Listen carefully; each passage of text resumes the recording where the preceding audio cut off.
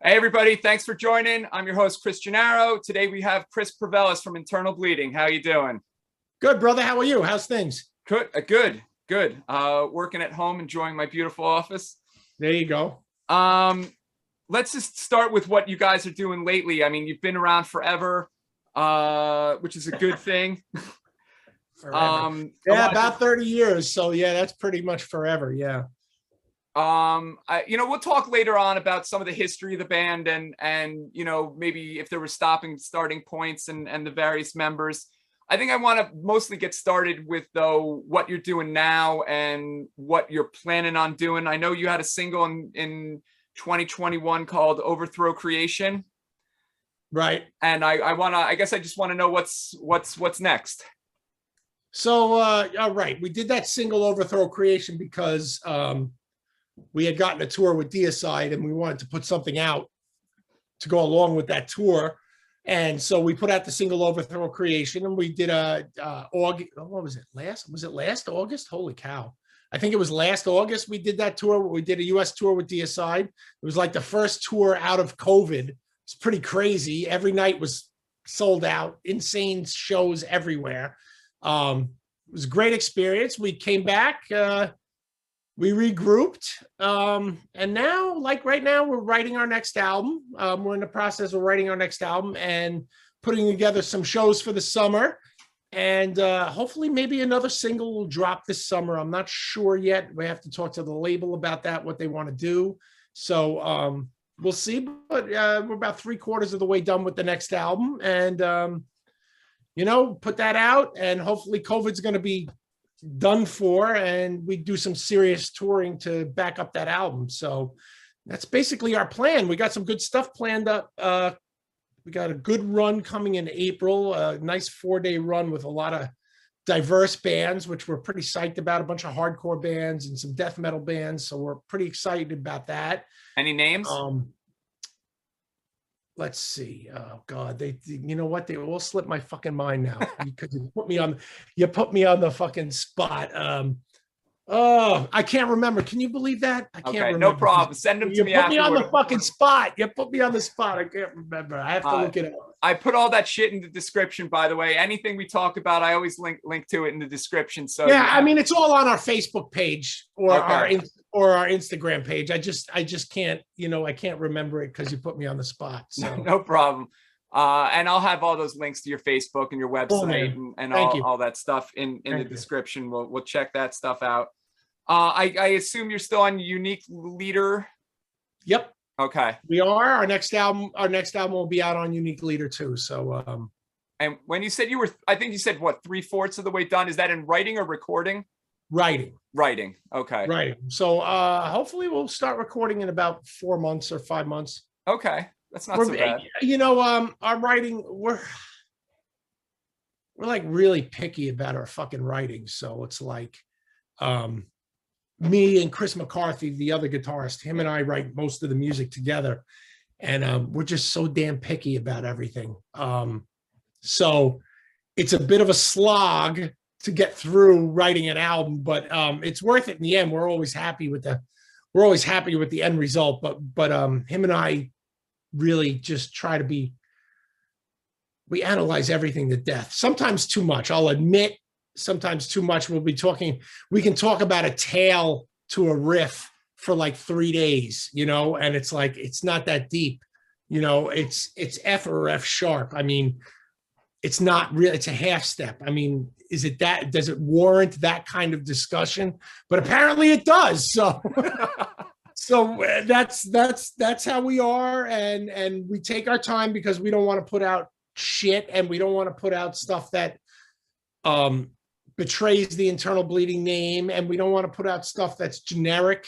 And we really try to do something that's, when people hear it, they go, fuck, that's Internal Bleeding, and that's key. Cool. I guess we'll just go with the flow. Talking about Unique Leader, it seems like you guys have like at least 4 videos, if not more, out. And they all start with their logo, so I'm assuming they're have an intricate part in getting those videos produced? Yes, they're very supportive. And anytime we put out a single or something, a single or an album, they're like, we got to do video, and they give us a nice, not millions of dollars, but they give us a decent budget to do a video. And we don't want much out of a video. We're not a high concept band, we're a bunch of fucking street idiots, and we don't need anything complicated or crazy. We just want people to get the music. We don't, there's not some kind of grand story behind our music. The point of our music is to beat the living shit out of you.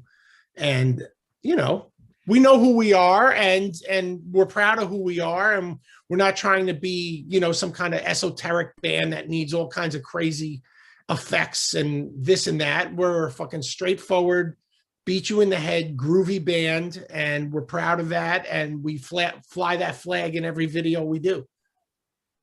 Cool. Yeah, I mean, most of your videos, or at least a couple of them, I think are basically live shows, and I think that brings it home. I mean, that's right, and listen, that's who we are. Our videos, we try to inject humor, because we're if anybody knows us personally, we're all a bunch of cut-ups and a bunch of wise asses. So humor is a big part, and fun. Fun is another big part. We're all about having fun. I know you shouldn't talk about that in death metal because you're supposed to be serious, but we're all about having fun at shows, enjoying life and all that stuff. And we're all about brotherhood and being together. And every time we do a video, we try to at least get some of that across, because that's who we are. We want the viewer and we want our fans to be a part of the band. We don't want them to be a part.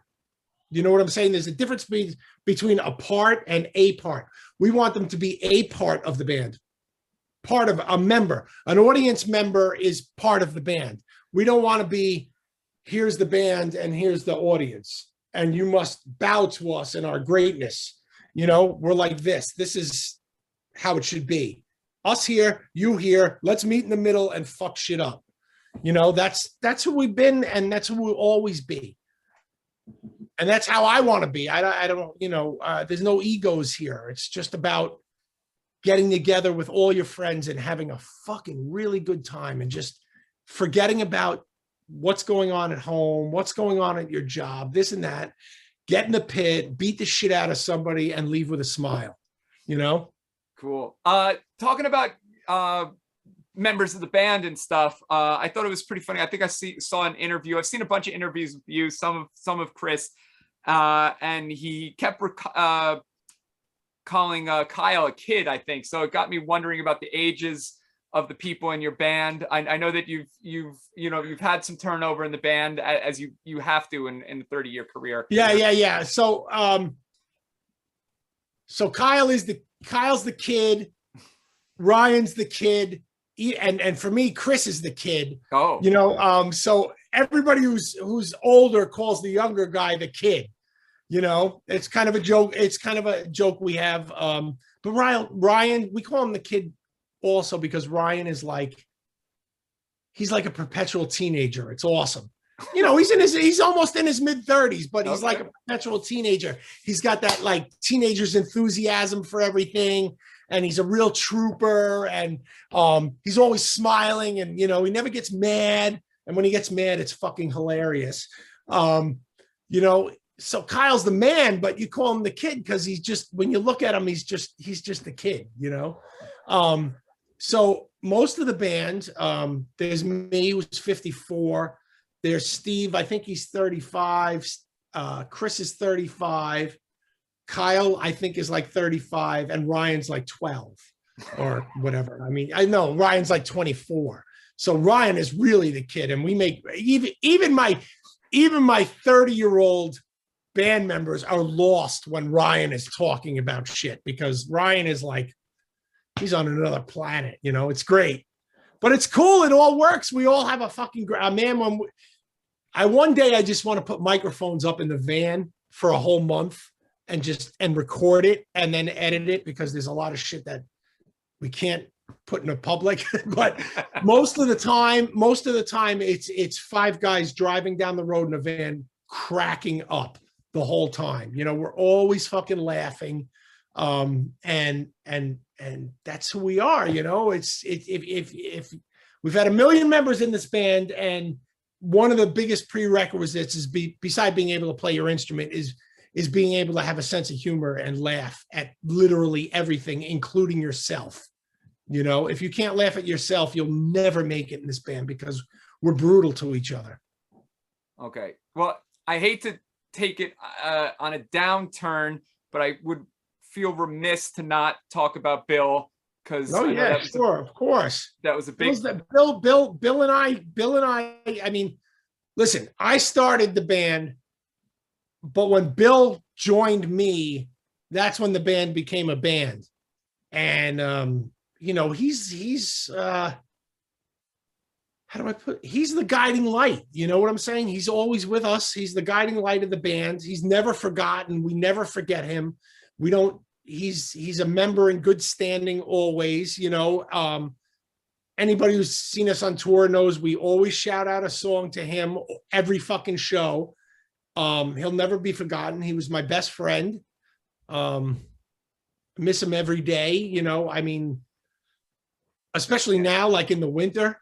So, you know, most of the time in the winter, if it would snow, Bill would call me. And so Bill and I used to talk about the weather all the time. That was our thing, you know, and he'd fucking complain about the fucking snow, and Jesus Christ, this fucking snow. How am I supposed to smoke a cigar in this snow with the wind and blah, blah, blah, blah, blah, blah. You know, and him and I used to just bullshit about the weather every fucking day, man, on the phone, me and him all the time. And, you know, I can still hear his voice a lot. You know, when I get up in the morning and I look out at the weather, and if the wind's blowing, you know, the first thing I hear is Bill saying, fucking wind, you know. He's the spiritual brother of the band, man. He holds us all together. Every mile we travel, we do it for him, man. We do it for him. We do it for his brother. We do it for his mother. We do it for his dad. You know, all of them are valued members of our family. We love them all. You know, his brother Bobby is like, he's aces. He's an awesome guy. His mother Marie is great, you know, and his dad is awesome, ex-Marine, tough as nails, you know, just great people. And, you know, if we keep the name Bill's name going, we keep them going, you know, it's just all a good thing, you know. Yeah, and for those following along, I'm sure all the Internal Bleeding fans know the story, I guess, by now. But yeah, I'm sure they do. Yeah, but Bill was a firefighter who passed away in Jesus, what year was that? 2017, 2 days before the Final Justice video came out. Ugh. And then, Ugh is right, man, because so the day he died was like the day he died. No, it was the day before, I think. The day he died, I was on the phone with him before he went on the call that he lost his life on. And we were talking about the video, how excited we were to release it and all that stuff.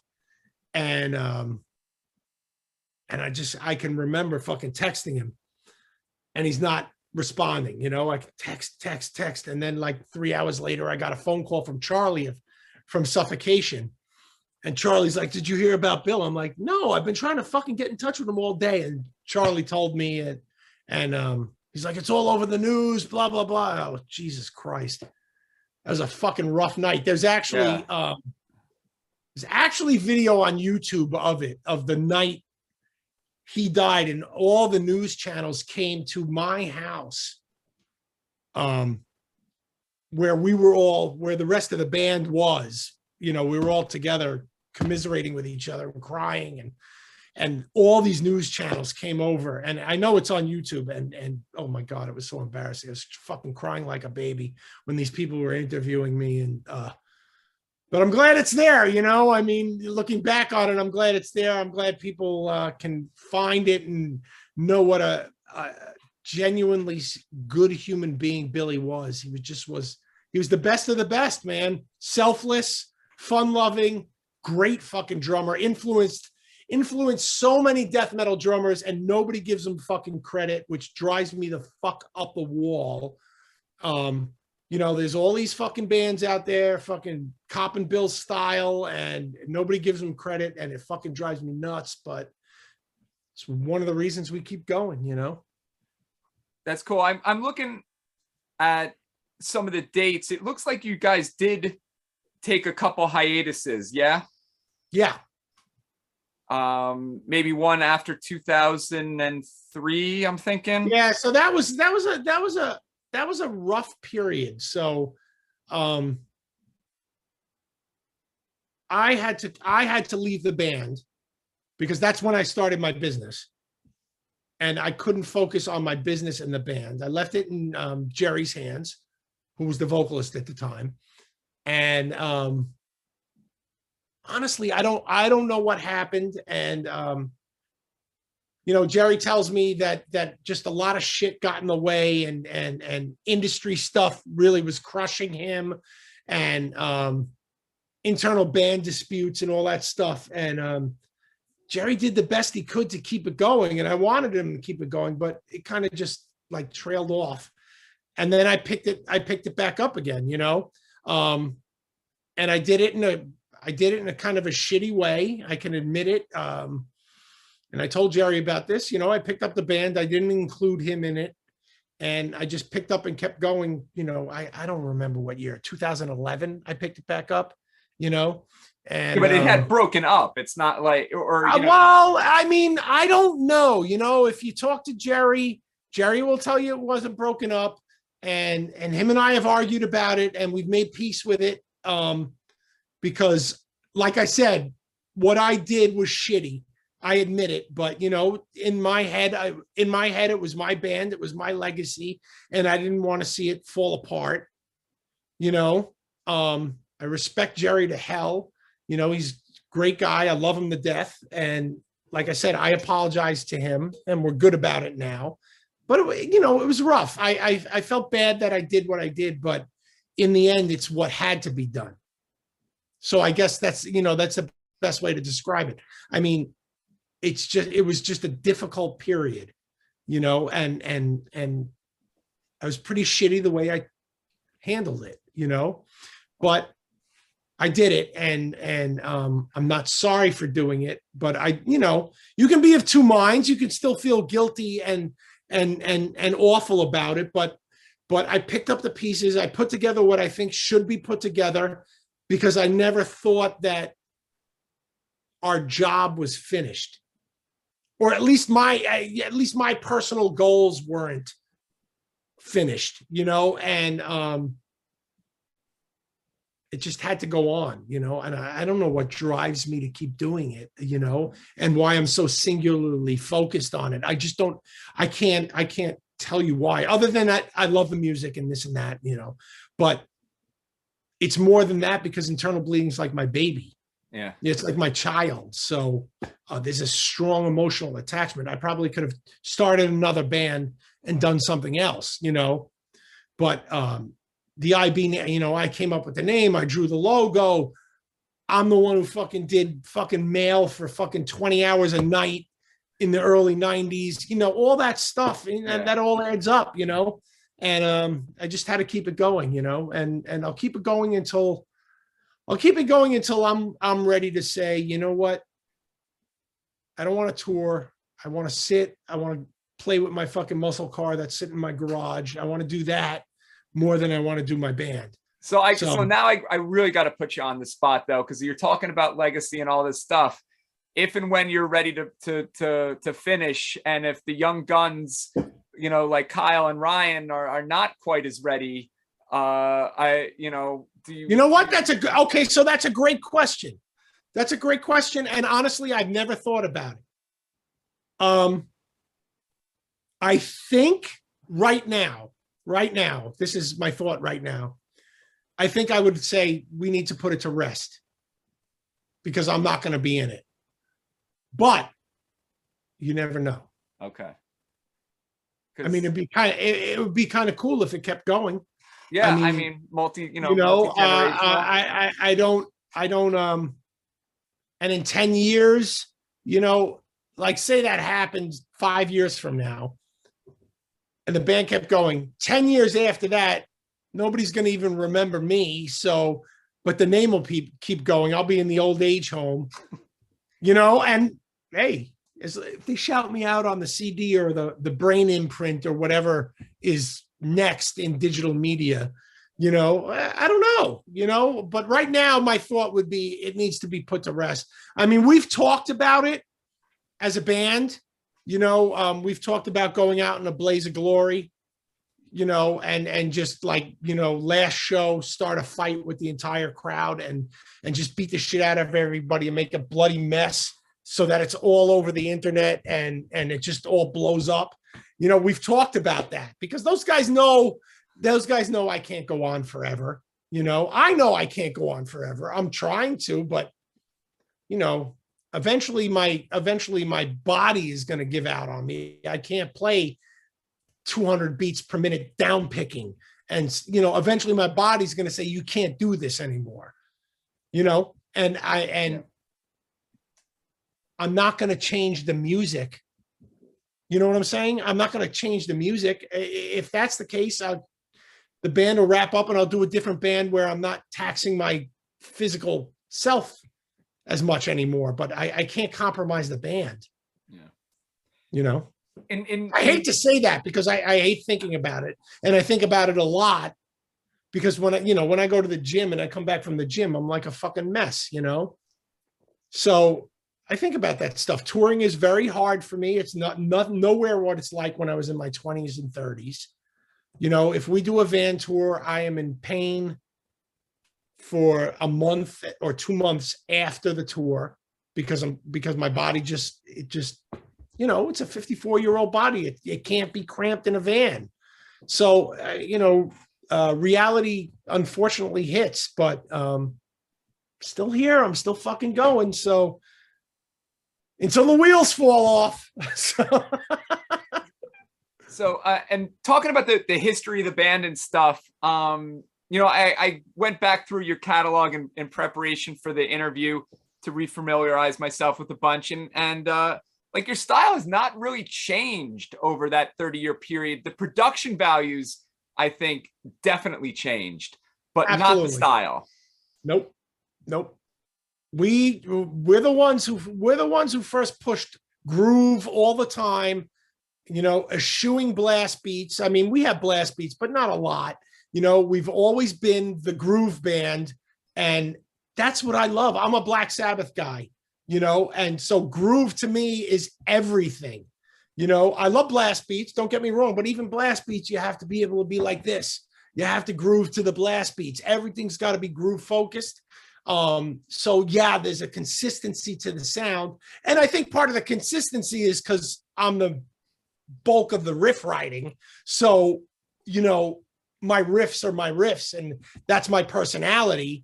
But everybody who's ever been in the band has shared the same vision of the band, which is, the blend of death metal, Black Sabbath, hardcore, and keep it like that and expand a little, like the Imperium album, we added acoustic stuff and like a lilting solo.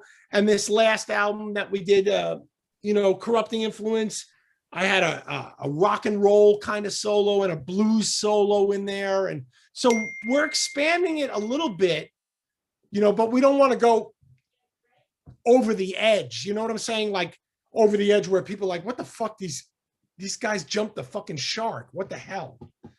So we slowly step our fans into adding new material, new influences into stuff. And I think that's better than, it's the boiling frog analogy. You put a frog in water. You know what I'm saying? Yeah, no, I use that analogy all the time. They don't know they're being boiled to death. But if you just throw them in the boiling water, they jump. So we introduce a little bit, because there's a lot of influences I still want to get into the band. Like the blues stuff that really came out on the Corrupting Influence album. There's a lot of blues stuff. I love blues, and there's going to be some more blues on the next album. But then there's also going to be some more jazzy, not jazzy in the sense that, like the weird weird jazzy stuff that death metal bands try to do. What I'm saying jazzy is where we're talking about splitting chords, where we'll play a diminished chord where Chris plays one half of the diminished chord, I play the other half of the diminished chord, or we do a minor seventh chord, Chris plays one half, I play the other half, and we're mixing those jazz chords into like a blast beat or things like that, you know. So that's my ear wanting to put some more jazzy kind of influences into the music. I'm not like going way off, you know what I'm saying? Not going way off kilter and doing like, you know, Return to Forever jazz, but adding like, you know, jazzy chords into death metal without being so obvious about it. It's funny. I guess that's the way to, like, I just wrote this part just today, this blast part, and it's all diminished chord stuff where Chris does half of a diminished chord, I do the other half of the diminished chord, you know, and it sounds really fucking cool, you know. And listen, nobody will get it, you know, it just sounds dissonant, but I get it, you know. Yeah. And I'm like, cool, that's, you know, a diminished chord grind, you know, and that makes me happy, and it's neat. And, you know, like I said, nobody will get it. They'll just think it's dissonant.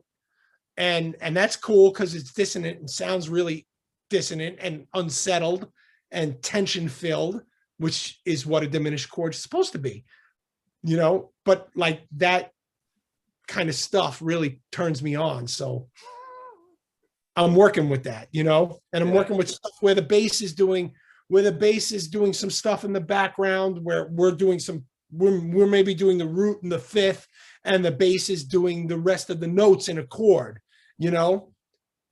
But it's all in the death metal idiom. It's not in the spacey, tripped out, jazzy medium, you know. Yeah, I don't mind the space. I don't mind a little spacey. I don't mind a little tripped out. What I was thinking about, I don't. You know what? I don't mind. You know, honestly, I don't mind it either. I can't listen to like a full Cynic album, but I like some of their stuff. I mean,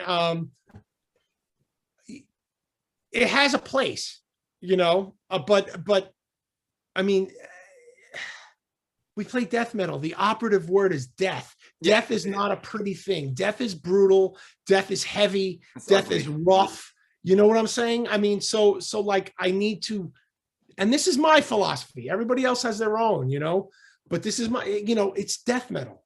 It's not jazz. It's fucking death metal. You know, the only band who really pulls off jazz and death metal is Defeated Sanity. So, you know, they're the king. I mean, and they rule, and nobody's better than them at it, you know. Candiria always comes to mind for me. Candiria is great too. I like absolutely. They pull off a lot of jazz stuff. I love their stuff. You know, we used to play with them quite a bit back in the day. Love those guys. Yeah, they pull that stuff off too. They do a great job at it. You know, a little too stop and go for me. Yep. You know, but still like great. You know, absolutely god tier stuff. I was gonna mention before, like I feel like there has been a little bit of a backlash in the metal scene against some of the more groovy things, and I'm so glad that you guys didn't get sucked down into that, or nobody tried to throw, you know, I don't know, bad genre names at you guys, because I think you predate when a lot of that stuff just became shitty. Maybe so. I never thought about that. But we don't fucking compromise ever. You know, one of the reasons we've lasted this long is because we've never jumped trends. Now, you know, I always bring up Rob Flynn because he's the fucking biggest trend jumper ever. You know, I would never do that. I can't. I probably should know who that is. Who is that? Machine Head. Oh, Machine Head. Okay. You know, he was in Violence, Machine Head. Like, listen to his career. It's trend. You know, he jumps on the latest trend, you know, and it's like, I understand it from a business standpoint. He has to make a living, but like, thank God or whoever, I don't make my living doing music. So I never have to compromise a fucking thing, you know, and we will never compromise. I mean, if I brought some kind of fucking crazy, like stupid riff to Chris McCarthy, he'd punch me in the face. You know what I'm saying? He'd lay me out and say, what the fuck are you doing? You mentioned Nobody's gonna beat. He's like, nobody's gonna beat the shit out of somebody during this riff. Why are you doing this? You know? So, you know. That's good though. You mentioned having label problems, I guess, during that, you know, time in 03. I think you guys were on Pavement at the time. Was there any pressure to do other stuff, or, you know, to push the band in one direction or another? No. So there was never any label. The biggest label problem we ever had was on our first album with Pavement. We recorded the album and we really liked it. It had a great, like, street sound to it. And Pavement wanted Scott Burns to fucking mix it. And we were totally against it. And they did it. And all of us were unhappy with it, with the way it came out. The original recording is so much better. It's much better of a much better reflection of who we are and what we do. And no offense against Scott Burns, he gave it the Scott Burns treatment, and people love the album, and that's great. But the original is more towards what that's the only time we really had a label problem. And unfortunately, it was our first album, our debut album, which I really think if we did the original mix, it would have gone over much better. Yeah, and that you know, and you'll like, having done music for a long time, I know that, you know, now everything's digital and you can go back to it, but the analog stuff, once it was done, it was like, yeah, you can't change it. And actually I tried to. So Plastic Head Distribution released our first 3 albums on CD. They bought the rights from Pavement Music. And before that happened, I tried really hard to reach out to the recording studio that did our first album to see if they had the master tapes. And I was like, we'd love to have the original mix of that album out somewhere, you know, and unfortunately the studio threw it away. It's gone forever. So yeah, it's crazy that they would you'd think that they would contact you, but no, yeah, I mean, listen, the first recording studio we went to was owned by the saxophonist from Billy Joel.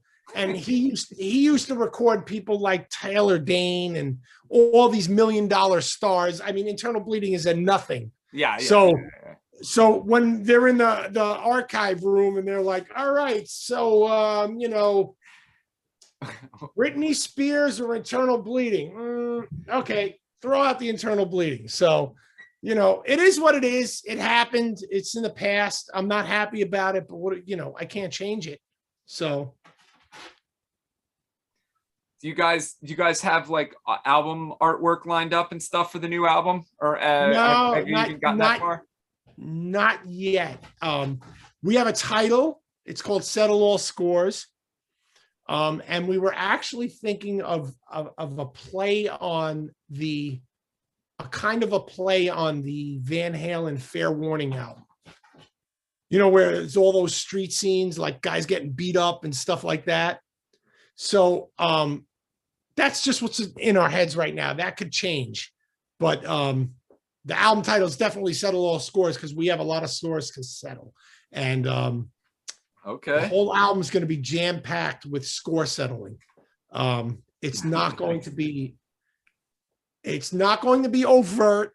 Like, you're not going to know who we're trying to settle the score with.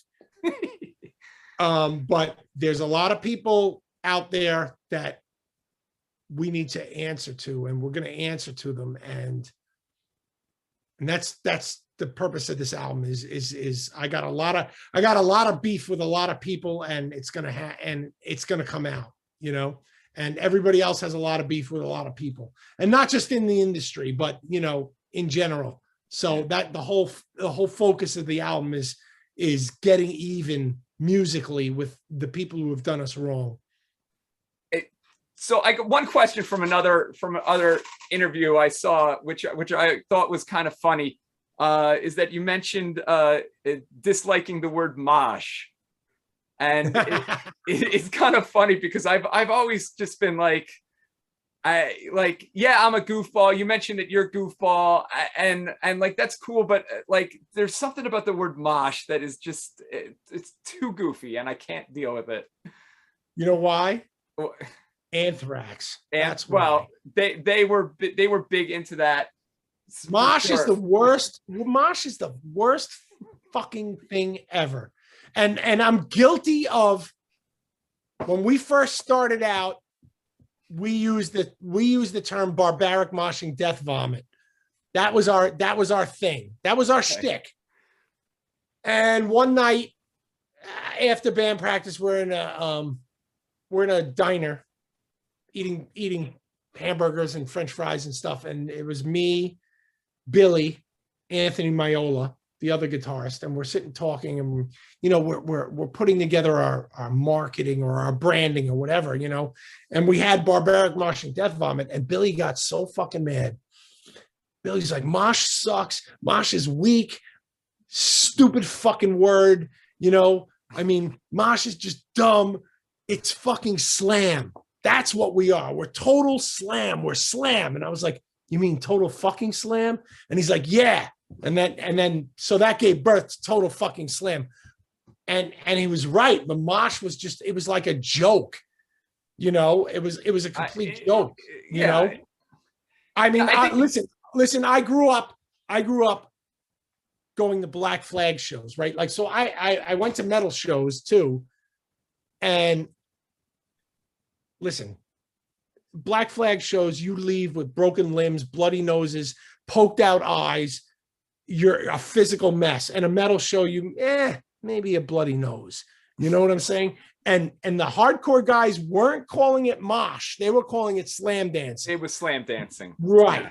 So that's where the whole slam thing came from, because Billy was into hardcore. I was into hardcore. Anthony was into hardcore. We were all into hardcore, and we knew that slam was the terminology, and we'd all have been to, agnostic front shows and Black Flag shows, and those shows were more violent than any death metal show I've ever seen, even now.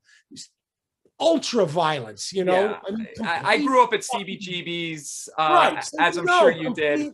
Complete fucking violence, absolute brutal violence, I can remember I saw the Circle Jerks in, I don't remember what year it was, in the 80s sometime. And I left with a broken nose and a completely shattered eye socket, and listen, I've been in suffocation death metal pits. I've been in crazy death metal pits, nothing like that, and so slam, really, that's the word that was right. You know what I'm saying? And look how the term took off, after we started using it, because everybody threw mosh to the garbage because they knew it just was like pathetic, So that's kind of why we threw away the word mosh, Actually, it's funny, we just did a t-shirt, which is coming out soon, that we did an old school t-shirt that the back says barbaric moshing death vomit. So now we're like, bring back mosh, but we did that just for kicks because we were laughing about it. We're like, oh my God, I can't believe we used the word mosh, Yeah,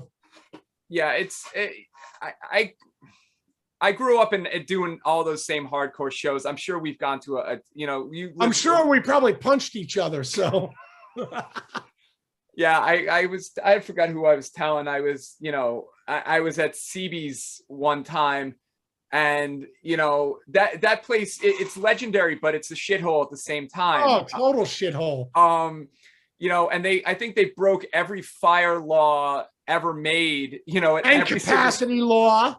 And everything else, yeah. And I was saying, like, I could not, like, I saw a guy jumping off the stage with combat boots. I saw him like going towards my head in slow motion, but I was so packed in there, I literally could not move my arms to block it. And I just got, a Doc Martin right in the head.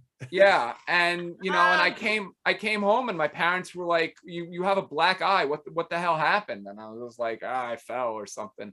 Uh, you Yeah, I know, used to give the same excuse to my parents too. They were like, and it was beautiful because with those the Sunday afternoon matinees, matinees, yeah, fuck yeah. yeah, I could go, I'd be in like, don't tell my parents, but like, going into the city at 14 or 15, with somebody else's birth certificate, because for some reason CB's needed you to be 16. It was Yeah, I ridiculous. know, that was so weird.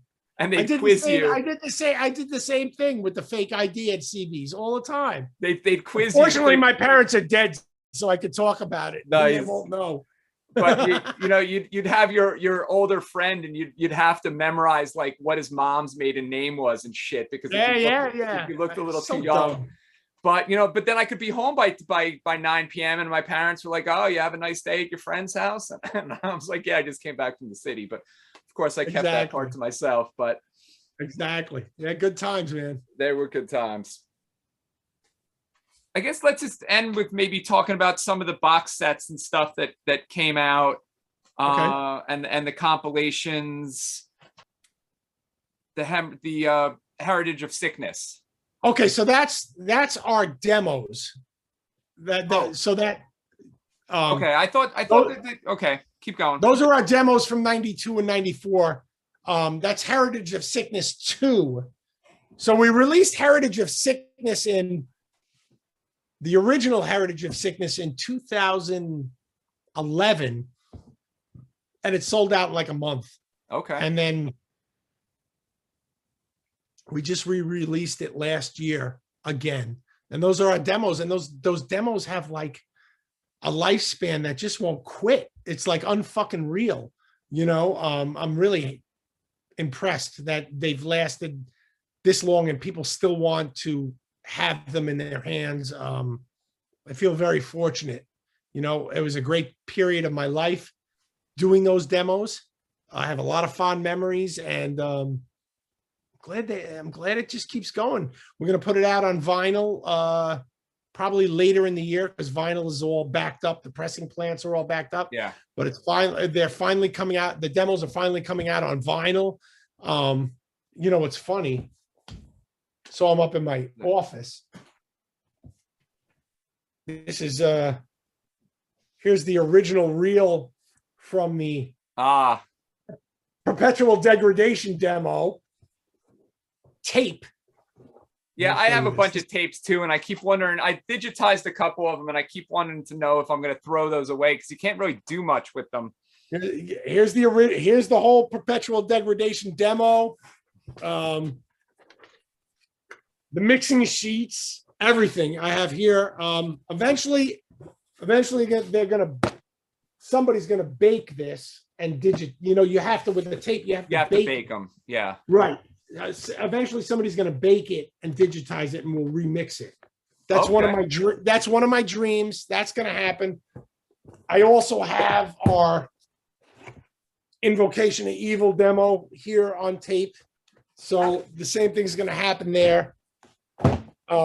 It's pretty wild pieces of history right here, really cool. So hopefully that'll come as soon as I find a label that's going to want to put the money into baking it and remixing it and stuff like that. It's not that I've had it done. It's not that much, but you do find that you're not the studio's priority when they're doing that stuff. Oh, of course not. Yeah, no, I understand that. So, it'll happen before I die, and I'd love to hear these things remixed with some modern tools put to them, because I think both those demos are really good, and they're really important as far as like the history of death metal. I'd love to hear them remixed with a little bit of modern sound. Excuse me. Cool. Well, I think we'll wrap it up with that. I mean, any last thoughts? Anything to plug? Well, I just want to thank all the people who supported us for like 30 fucking years, man. I mean, that's pretty incredible. I'm humbled by it all. I still am, and I always will be. And I appreciate all the support everybody's given us for all these years and stuck with us through the ups and the downs and Billy's death and this and that. And I want to thank, believe it or not, I want to thank my bandmates, Chris and Kyle and Steve and Ryan, because, man, those guys have my back, you know, and it feels really good. They're really good people, you know, I mean, really good people. All of them would take a fucking knife for me or a gun for me, and I would do the same for them. And it's just a great feeling being in a band, you know, when you have people that you love. And I just really, I'm very thankful for all the years of ups, even the ups and downs, you know. I'm thankful for it all, and I'm thankful for all the fans. And I hope that anybody who's new to Internal Bleeding, check us out. You know, there's plenty of stuff on YouTube, and go to our website, and, you know, feel free to instant messenger me. I usually answer everybody. It might take a month because I get a lot of fucking mail, but I answer everybody. I do what I can. And thanks to you, man. I appreciate, you know, I appreciate the support. And thanks. I like the, what is that BC Rich you got back there? It's a warlock. Warlock? I'm actually a bass player, not a guitar player, but having grown up with Slayer and Kerry King, I found this guy came up for sale on Craigslist, and I was like, yeah, I gotta have that. So I gotcha. I use it once in a while, but and it makes me think of, by the way, this is a good lead into one of your quotes from an interview when they asked you to give advice to young guitarists, and you said you're gonna suck and your fingers will hurt. Like, yeah. Absolutely. I thought that was fucking hysterical and very true. You know what? I can't take credit for that quote. My first guitar teacher. Okay. The first day I ever took guitar lessons, he said something to the effect of, he's like, you know what? You know, we're getting started today. He's like, these first few months of doing guitar lessons are going to suck and your hands are going to fucking hurt. Once you get over that, it's going to be great, you know? And I think that's good. My nephew started playing guitar maybe a year ago, and I gave him that same advice. I said, it's going to suck, because he would complain that his fingers hurt. And I'm like, yeah, well, I'm like, it's the job, baby. You know, I mean, it's really not, you're not a soldier getting shot in the gut. You know, I'm like, you're playing guitar, build calluses, grow up. Yeah, I was going to say my calluses, every once in a while, you know, my calluses don't exist right now, but eventually I'll get them back. I'm all leather. It's great. I can't feel my fingertips. You probably don't have fingerprints anymore. It's good. Awesome, man. It's awesome. Anyway, if you're still with us, thanks, and everybody, and I'll have links for everything that you need in the description. And Chris, man, thanks a lot for coming on. Really appreciate it. Thanks, brother. I really appreciate it. Thanks for the time. Cool. Later. Bye, everybody. Cheers.